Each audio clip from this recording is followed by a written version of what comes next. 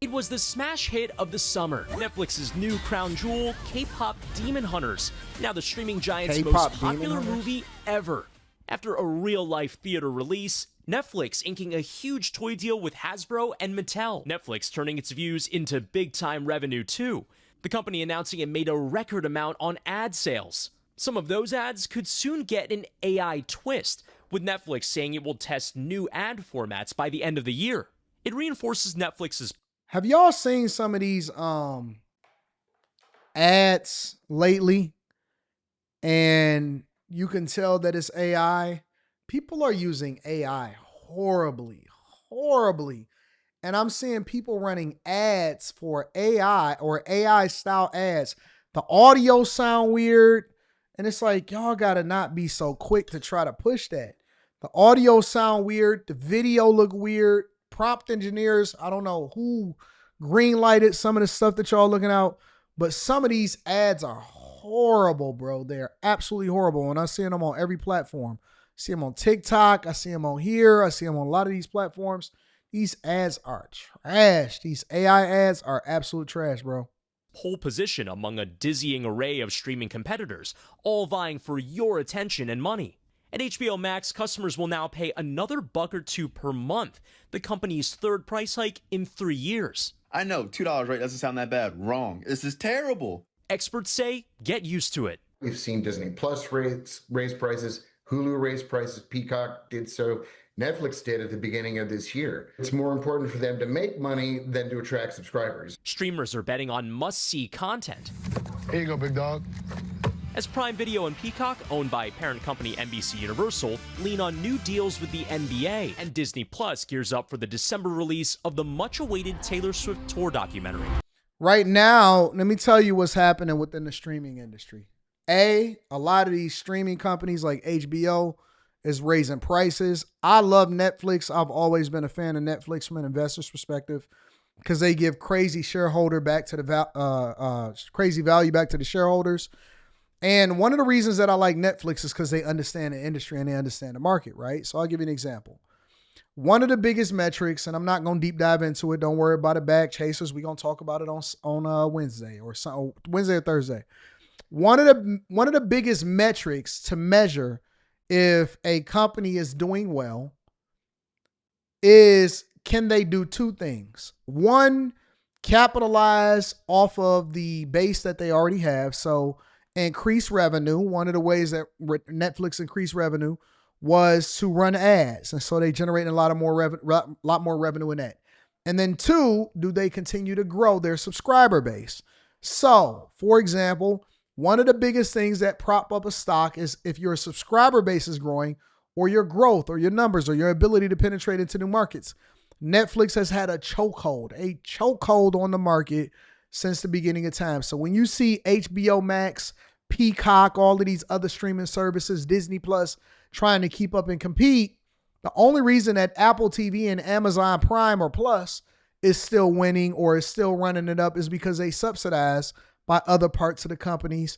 And so they're okay with losing money or becoming a loss leader so that they can then, get you to get more movies or get you to be subscribed or all of this stuff. The play is long term. But when it comes to the individual platforms, I think that Netflix is head and shoulders above all of these other platforms. It comes after one research firm estimated Disney Plus and Hulu cancellation rates doubled after Jimmy Kimmel's show was briefly paused. The latest trend, bundles, with Disney Plus, Hulu, and HBO Max offering a bundle beginning at $19.99. And now Apple TV and Peacock joining forces on a package starting at $14.99. Adding another layer of confusion, consolidation in the media industry, with Warner Brothers Discovery putting out a for sale sign, meaning HBO and Batman could be looking for new streaming homes. And so they saying that several different platforms, sometimes some of them are saying Netflix, others are saying, what was the other platform? Oh, Comcast. Comcast is also supposedly in the bid to try to buy Warner Brothers assets because Warner Brothers listed itself for sale. Soon. So apart from these bundle offerings, are there services trying to kind of hook you in and then crank up the price? Yeah, well, that's exactly it. I mean, live events, I think, are one big example of that. All of these big sports events. I mean, don't forget Netflix is going to have a football game again this Christmas. But there are all these offers that credit cards and also stores are offering. For example, if you have a subscription to Walmart Plus, you also get a Paramount Plus or a Peacock Premium subscription. And again, there are also these interesting partnerships that they're trying to use. Cable was the best back in the day. I disagree. Cable was trash and it was overpriced. Spotify and Netflix announcing a partnership where more video podcasts will be coming to the Netflix platform, so you can listen on your way into work, but then when you go back home on your couch, you can watch that in a video format. So again, these are ways that they're trying to incentivize you to pay for what's going to be a higher cost for these streams. So what I think is that these companies are going to start to consolidate because you got too many different streaming platforms asking you for money. Especially considering that it seems like the industry is starting to contract. I think that you're going to experience a selling off of assets from different companies that can't compete and stand on their own. Warner Brothers is probably just the first one to fall, but you're going to start seeing it because people are starting to get what? Streaming fatigue, streaming price fatigue. And all they did was replace it when you thought that you was getting something cheaper and at a better price. All they did was replace cable with a bunch of streaming services. So now you got to have Apple TV, Netflix, Amazon Prime, Peacock, BT Plus, ABCDEFG, whatever it is, Warner Brothers, all of these different platforms. And so what I think is going to happen is that certain content libraries are going to start getting swallowed up because that is where the play is going to be. So many streaming platforms, bro. Honestly, it's really too many streaming platforms.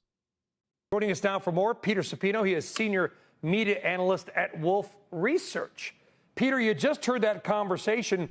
Let's kind of follow up from the stock side.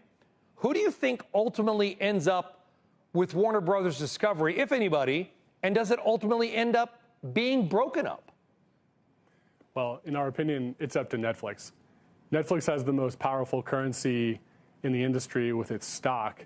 And Netflix has such a huge share of streaming engagement that they can make the minutes and hours owned in the Warner library, they can turn that into dollars better than anybody else in Hollywood. Of course, Amazon is extremely well capitalized. And Paramount, Skydance, and Comcast have really powerful arguments for taking a run at these assets before they are never available again. But didn't we'll get to NBC in a second. Netflix's co-CEO Greg Peters recently say, like a couple of weeks ago, that they effectively were not interested in Warner Brothers? Yeah, he did say that, and he said in more detail on their last earnings call that it's Netflix's opinion that strategic M&A won't change the competitive landscape significantly in streaming. I'm sure there's truth to what he says, but we need to watch Netflix actions more than their statements because they're inherently, really an innately opportunistic entrepreneurial company, and that's a compliment. Isn't that what's supposed to be? Historically, they've said they would never do advertising, and now they're a massive advertiser growing at 100% annually. And they said that they would never do sports, and they went out and licensed multiple sports properties over the last few years. I don't remember that. Things are true at Netflix until they're not. I'm going to kind of quote Peter Supino, back to Peter Supino, because this stuff is not only in my world, but it's a little bit above my world also, if that makes sense, Peter. So as you know, and our audience, I think, knows, CNBC is being spun out with other assets, part of a new company called Versant. What's left of NBC Universal will remain with Comcast. You believe that it's possible Comcast thus spins off NBC Universal, not Versant. We're already going VRST, the new ticker. Spins off the remainder of NBC Universal, creates a new stock, and then that stock is used to buy Warner Brothers Discovery. Yep. In that scenario, what happens to WBD's debt? Because the issue is not the quality of their assets. File for bankruptcy with the old company, or throw it on an own. old company and then file for bankruptcy? Great question. And yes, we think that there's a strategic opportunity paired with a financial opportunity in the transaction that you just described that we've been writing about for about a year or more in some senses. Let me tell you what happens sometimes in these companies. So you'll see companies split up. There's been plenty of companies that have split up certain divisions and that division live on its own, right? We've seen car companies split up and then a division live on its own, or they sell one or a group of car assets. I remember Ford Motor Company, when they were about to face, the crisis, one of the things that they sold was the Premier Automotive Group. The Premier Automotive Group included Jaguar. They sold that individually to a Indian company, if I'm not mistaken. They sold Aston Martin, and then they sold, it was one more. Jaguar, Aston Martin, and something else. And then they spun it off. But sometimes what these companies do is eBay and PayPal split up. But let me tell you what these companies do sometimes. So let's say that you have a company that has a healthy amount of money, right, coming in, or a particular part of the business that has a healthy amount of money coming in. And then you also want to buy something, but then you want to spin it off, or maybe you want to remove the debt from the company. They do a special creative accounting and financing that allows for them to be able to buy a company and then spin it off on its own division, pound on it for assets, steal all of the revenue that comes out of it, and then they basically set that company up for failure, saddle it with debt, and then that company probably at some point cease to exist. So there is some creative accounting tricks that they use to spin off debt into a separate division, allow for the healthy part of the company to thrive. The part that was dismal, that's going to go into oblivion. The debt holders are going to be absolutely angry and upset because they know that part of the company is going to hell. And so you basically saddle that part of the company with debt so that you can then have the healthy side of the company that they then grew to be successful. Happens all the time. There's a huge valuation unlock opportunity at Comcast because NBC Universal trades Volvo. within Comcast at 5.5 times EBITDA and 7 times earnings, which is really stunning considering Disney, which is not an unrelated asset, trades for close to 12 times EBITDA and a much higher earnings multiple. So in that context, yes, the debt at Warner Discovery is a big deal. Warner announced last December that it had begun a process to restructure its corporation and its debts in order to maximize optionality and prepare itself for the possibility of an auction or a breakup. Because nobody wants Warner Brothers debt. And so we think that they're in a position to move the debts around in whatever way serve their purposes. A lot of our viewers right now. AD, what are they going to do with MSNBC? Well, hopefully it probably file for bankruptcy, and then we'll go from there.